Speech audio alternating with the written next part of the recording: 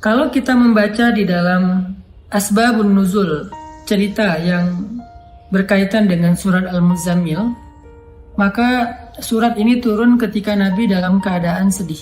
Waktu itu Nabi sedang berdakwah di antara keluarga besar beliau dan beberapa sahabat, beberapa paman-paman dan keluarga besar Nabi SAW. Jadi lagi berdakwah di antara keluarga besar, kemudian beliau mendapatkan penolakan, terutama penolakan dari Abu Lahab. Kalau yang lain nggak menolak, hanya diam saja.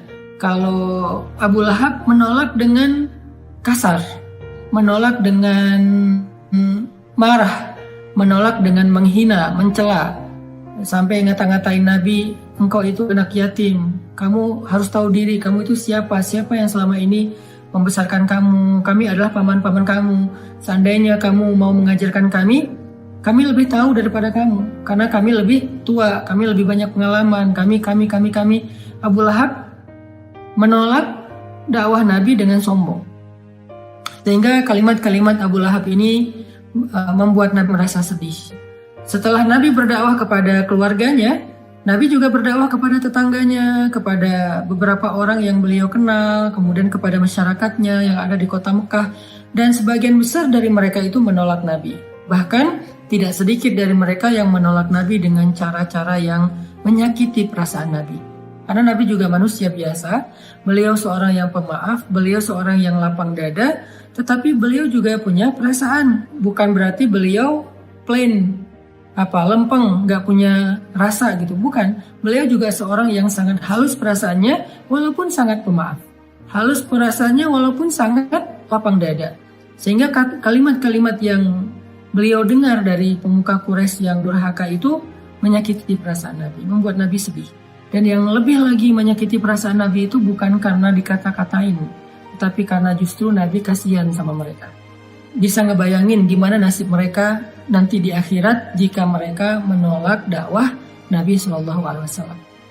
Sehingga dalam keadaan yang seharian Nabi lelah berdakwah, keliling ke sana kemari ditolak, ketuk pintu rumah nggak dibukain, datang ke sebuah tempat yang kerumunan orang diusir, Nabi diperlakukan seperti orang yang hina, seperti orang gila, semua menjauh dari Nabi.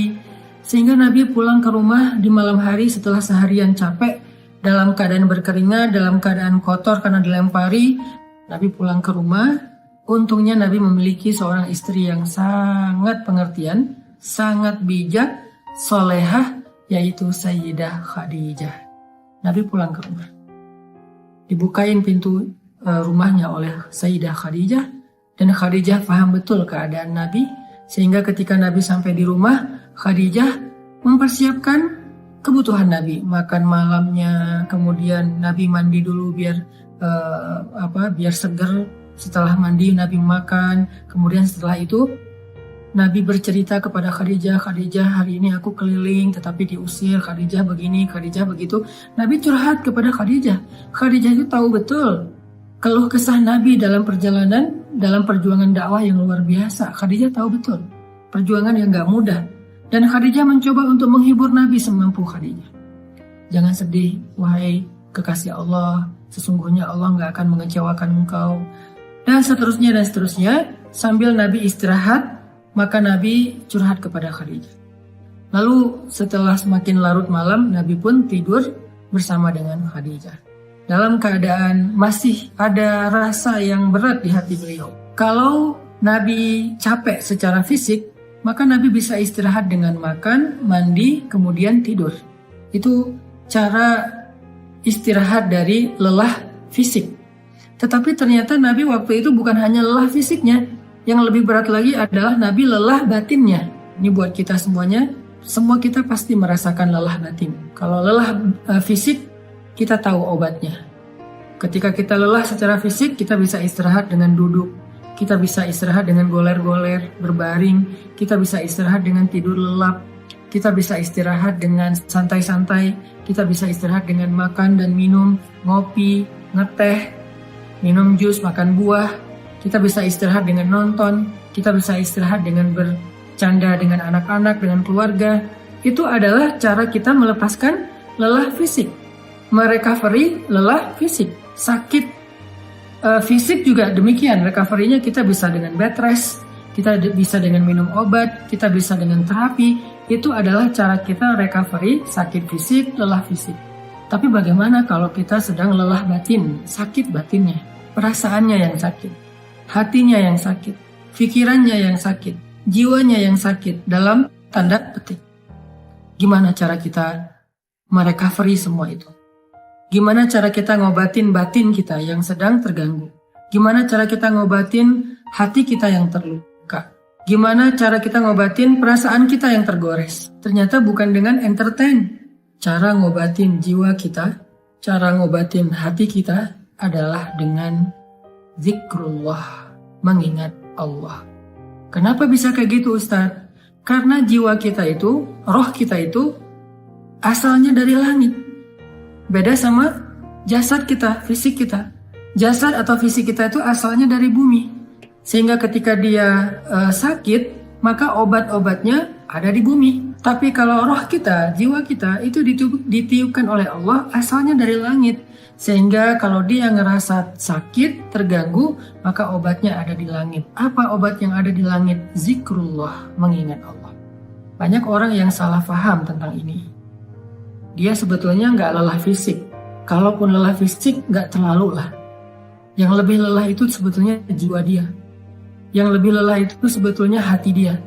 Yang lebih lelah itu sebetulnya pikiran dia. Yang lebih lelah itu sebetulnya perasaan dia. Maka dalam kelelahan seperti itu, dia mencoba untuk merecovery-nya dengan cara jalan-jalan, dengan cara nonton, dengan cara entertain, dengan cara goler-goler, dengan cara tidur lelap dari pagi sampai sore, malam sampai pagi lagi. Dia pikir dengan begitu dia bisa melupakan rasa sakit hatinya. Ternyata setelah dia melakukan itu, lelahnya gak hilang. Beban di hatinya itu gak menjadi ringan. Luka di perasaannya itu gak menjadi sembuh. Kenapa? Karena dia bukan sedang lelah fisik, dia bukan sedang capek secara fisik, dia bukan sedang sakit secara fisik. Dan itulah yang terjadi kepada Nabi SAW.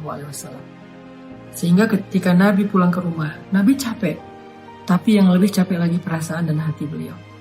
Nabi istirahat bersama dengan Khadijah, Khadijah menyiapkan air hangat, Nabi makan bersama dengan Khadijah, Nabi curhat sedikit kepada Khadijah.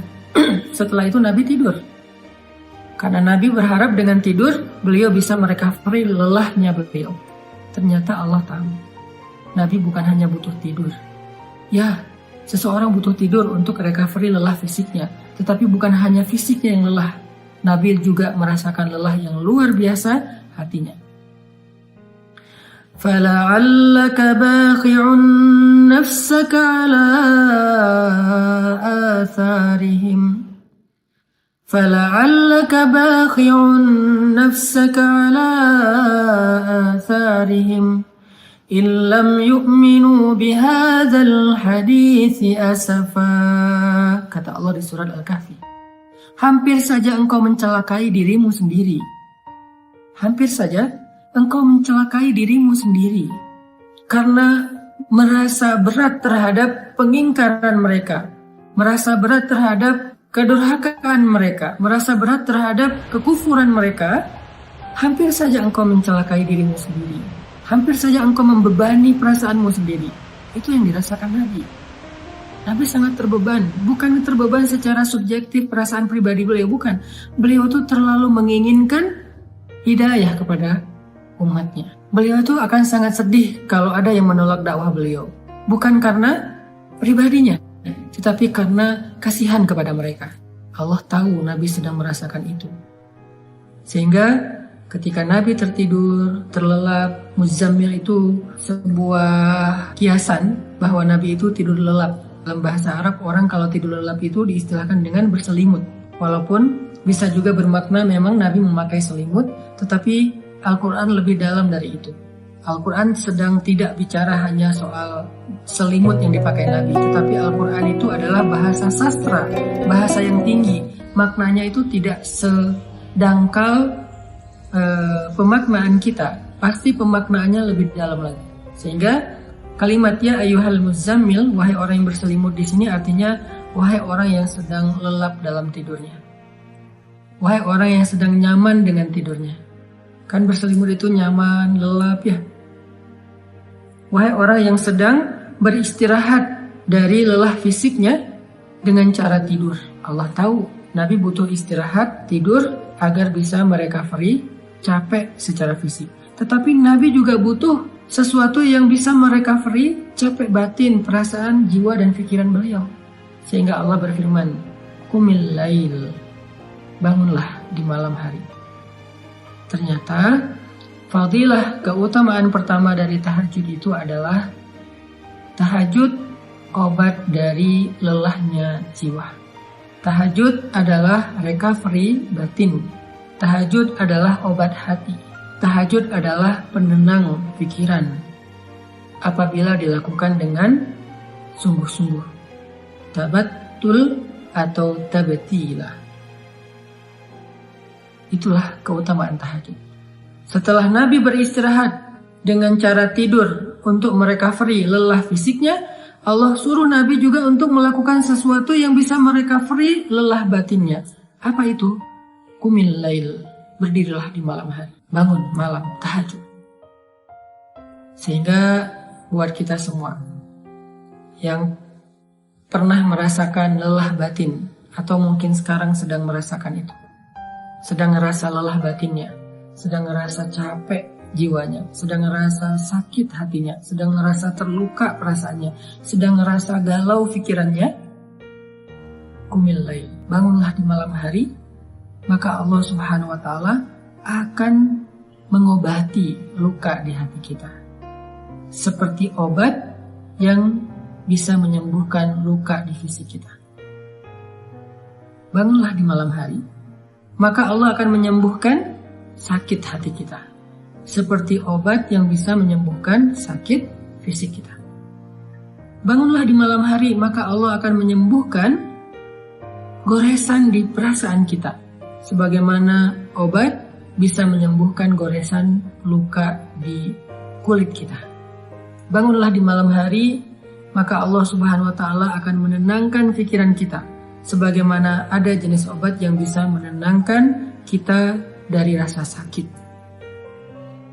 Bangunlah di malam hari, maka Allah akan melapangkan dada kita, sebagaimana obat bisa menjadikan kenyamanan bagi kita yang sedang merasakan kesakitan. Bangunlah di malam hari, Allah Subhanahu wa Ta'ala akan menyembuhkan penyakit-penyakit amradul qulub, atau perasaan tidak nyaman di jiwa kita. Itu fadilah keutamaan pertama dari tahajud atau tarawih apabila kita melakukannya dengan benar. Jadi sekarang kita jadi tahu recovery yang kita butuhkan itu ada dua. Ada recovery fisik, ada recovery zahir, ada recovery jasad kita, tubuh kita, ada recovery jiwa kita, batin kita, perasaan kita, hati kita. Recovery fisik dengan istirahat, dengan tidur, dengan makan, dengan ngopi, dengan ngeteh, dengan makan buah, dengan minum jus, dengan entertain, dengan nonton, dengan jalan-jalan, dengan bersenda gurau dengan keluarga. Itu adalah recovery fisik. Sedangkan recovery batin, jiwa, perasaan, dan pikiran kita, hati kita, dengan zikrullah. Dan zikrullah yang paling baik itu, di antara sekian banyak zikrullah adalah qiyamul lail, sholat malam. Kenapa? Jawabannya ada di ayat ke-6, inna nasyi'atal lail asyaddu wat'an wa aqwamu qila. Karena malam hari itu lebih menenangkan buat kita dan lebih mudah untuk khusyuk. Itu fadilah pertama dari tahajud atau qiyamul lail atau salatut tarawih, salat tarawih.